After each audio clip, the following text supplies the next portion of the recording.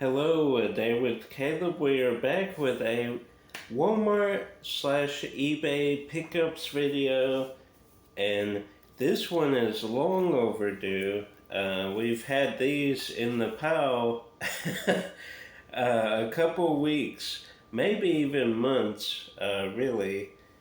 You have stuff you're doing and you have this pile of stuff you want to watch, but then you haven't filmed a pickups video, so it just sits there because I had other things to do. But let's just dive right in. This was eBay. The other three are from Walmart. Uh, just a quick trip out to Walmart, so I need to just start filming, but it wasn't really perceived to be enough of a haul to make a video, so we just kind of coupled it with this and didn't film inside. Of course, the music lately, the past couple Walmart videos, it's been frustrating to try and film, especially in Macon and in Warner Robins. The one time I had success filming in a Walmart was that the one where I got was it $2 or $3 Fear the Walking Dead, the first 3 seasons. I think it was like $4, $3 or $4. That was at Tifton, and they don't play any music. I think I've covered this, but outside of that one in Tifton, and maybe last year they weren't as bad, but it feels like this year they just blare music in there, so it's really hard to kind of talk over the music. I don't want to get copyright claims, so unless I get a big haul and it's worth kind of risking that or waiting, you kind of can wait maybe a couple minutes and there's like an announcement and you can talk maybe 30 seconds or so, but that gets monotonous, as you could understand. Anyway, we're talking about the Rookie, and for the longest time I thought I had this on DVD, or at least VHS. When 2008, that would have been, they might have been still doing some VHS, probably not though, but at least I thought I had this on DVD. Turns out I didn't have it on any format. I was going through re-logging the movie collection. That was months and months ago now, but one of the discoveries as I'm doing that was I didn't have the Rookie on any format. I think I was looking at the Clint Eastwood Rookie, and I'm like, wait a second, I should have the Dennis Quaid, the Rookie too, not just the Clint Eastwood, the Rookie with Charlie Sheen. I should have the other one as well. And that's a funny tie-in because this kid is on 2.5 Men with Charlie Sheen. That's funny how those tie-ins. I've done a couple of those, like connect the dots from one actor to the other. I could do more of those. They just take so long. You gotta research the mess out of it and find a path from one actor to the other, and then you gotta get all the pictures and crop it and edit it. It's a lot of work. I enjoyed doing it. It's a fun exercise to start with an actor and see he worked with this person, they worked with this person, and then kind of go all the way through and connect the dots until you end up with someone completely different. Like the film title The Rookie, with Dennis Quaid, with this kid. Another film called The Rookie with Clint Eastwood and Charlie Sheen. Charlie Sheen and this kid starred in a show together, 2.5 Men. So we did a little mini episode there. Do your own exercise. Start with, who should we start with? Well, I don't want to, that's a lot of research. Start with like Johnny Depp and try and connect it. Tim Burton would be an easy one to connect the dots because they've directed and acted together. But who would be a cool one to add? My mind's drawing a blank right now. Drawing a blank. Keira, well, that would be easy too. Keira Knightley. I'm not doing a good job right now. I'm trying to think of an obscure one where you could connect them. I'm drawing a blank. Dustin Hoffman. If you can start with Johnny Depp and get actors that eventually lead to Dustin Hoffman, that would be cool. If you don't know how it's played, go back and watch my Connecting the Dots videos to see how it's done or how it's tried to be done. I did 2 videos. But anyway, I didn't even think of that when I looked up The Rookie, that this kid was eventually going to star with Charlie Sheen. That's interesting. And then this, I thought, or it seemed, this is months later now, but it seemed like this came way later than Royal Rumble. Usually Royal Rumble drops the physical release right around the time that WrestleMania is live. They're doing it.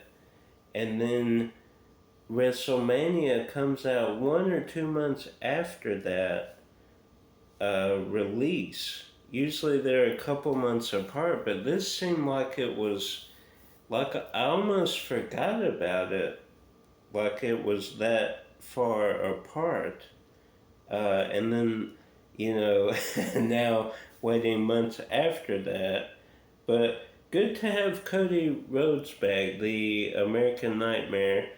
If you are unfamiliar with wrestling lore, his brother, of course, Stardust, and then his dad, Dusty Rhodes.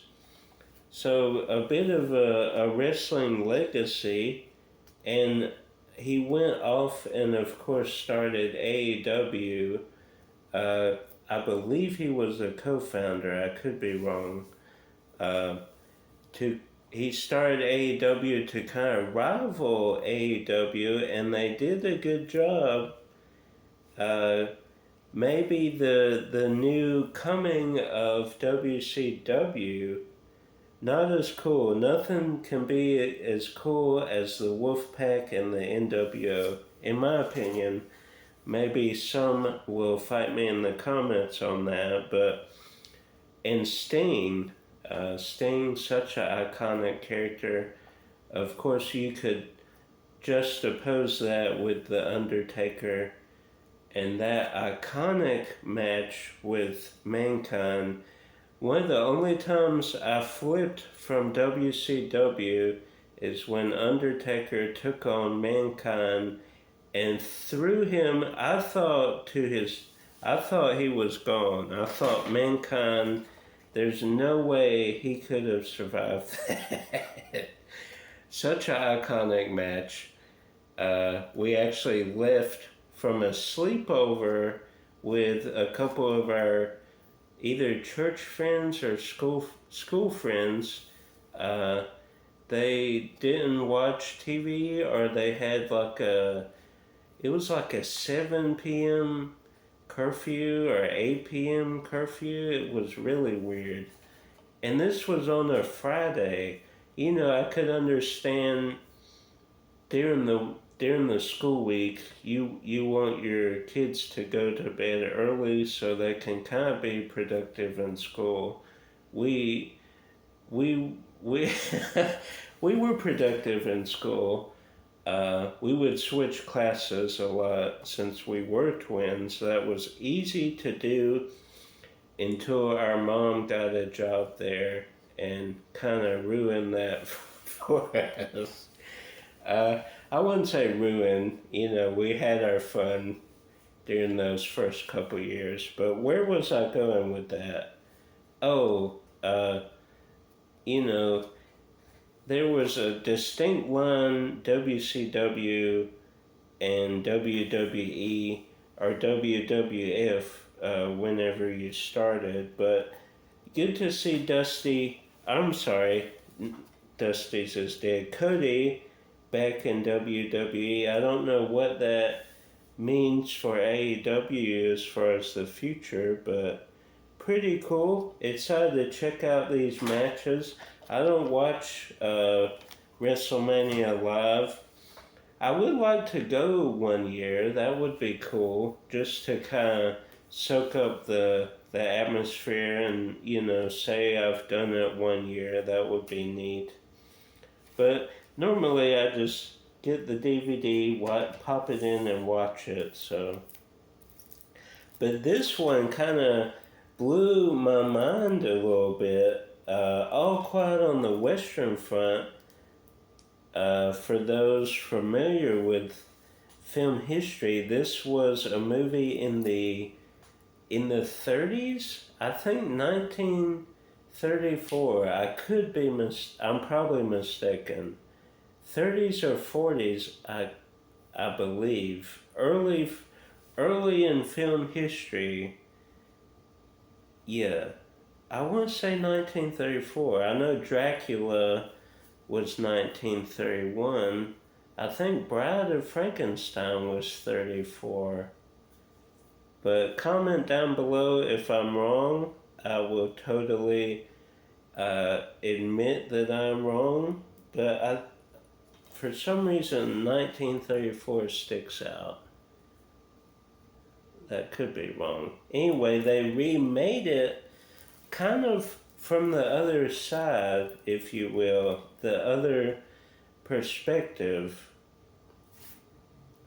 This tells from the German soldier point of view of the Western Front of World War I. So, very cool. So this is a foreign film, of course.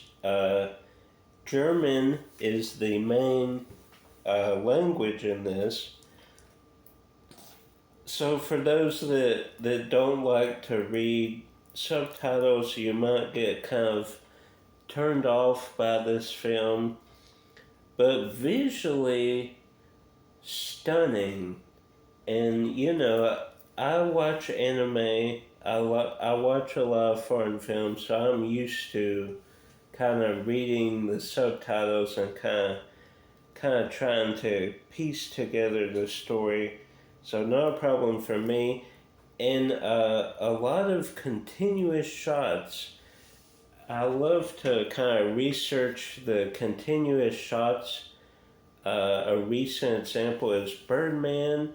They did have cuts, where they would stop the acting and stop the filming, but they did in such a way where it looked like the camera and the actors and the action were still going. And that is in this film too. You kind of follow this guy as a narrative, as a continuous shot. the action in this, it kind of reminds me of, oh man, I'm going to embarrass myself.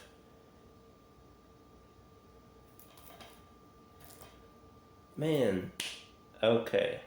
Rachel Wise, or Weeze, however, I'm pretty sure it's Wise.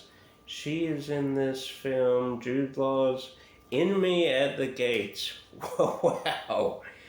Wow. I'm glad I pulled that out because that would have been embarrassing. One of my favorite films. I need to rewatch that this year. It's been a couple years now. I used to watch it like 2 or 3 times a year. Now it's kind of going off the watch pile, but I need to bring it back on. Such a good film. Ron Perlman is in that as well. But anyway, kind of reminiscent of that as far as the action. Saving Private Ryan, kind of that vibe too. Just such a good movie. And it was Best Film, Best Director, Best Cinematography. 4 Oscars, 7 BAFTAs on Netflix. Now, we did an Oscar review months ago when the Oscars came out, talking about Brendan Fraser, but All Quiet on the Western Front, they won a bunch of Oscars as well. So good to finally get that, because with Netflix, you're really not ever sure if you're going to get a physical release. This one's such a tragic film because it deals with Marilyn Monroe's tragic life and upbringing with her mom, and then kind of the tragedy of fame, being famous, but maybe no one really appreciating her. That is the film Blonde. I don't know if that will ever get a physical release, but this got one, so maybe there is hope for that. Maybe we don't need a physical release of Blonde, but being avid, what's the word? Not fan. Just an interest in Marilyn Monroe's life. It would be good to have that. It's like the Lucille Ball, Desi and Lucy, I think, is that film called. That was on Paramount Plus, if I'm not mistaken. I would love that to have a physical release. I was fortunate enough to pet sit in a house where they had Paramount Plus, so I was able to watch it. Or was Amazon Prime? One of the two. I can't. They had both, so I can't remember exactly. But that would be cool to have a physical release, because I'm fascinated by Lucille Ball's kind of rise to fame too. And she owned a whole studio and was the main person in charge for years. So that would be a cool one to get.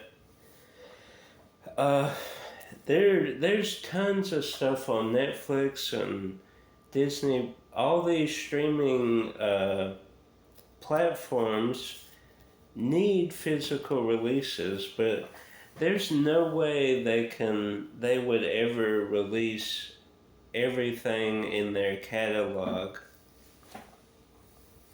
So I'm glad for physical release, because eventually all these streaming, a bunch of them have dropped stuff left and right. You never know when they're going to pull The Office from Netflix to Peacock. I would love Mandalorian, at least the first two seasons on physical media. Even like Spider-Man the animated series from the mid to late 90s, I would love a physical release of that. But it's something to do with like not copyright, like ownership. Because the reason they did Spider-Man Unlimited, which technically is like the next season, but it's kind of like a spin-off series too.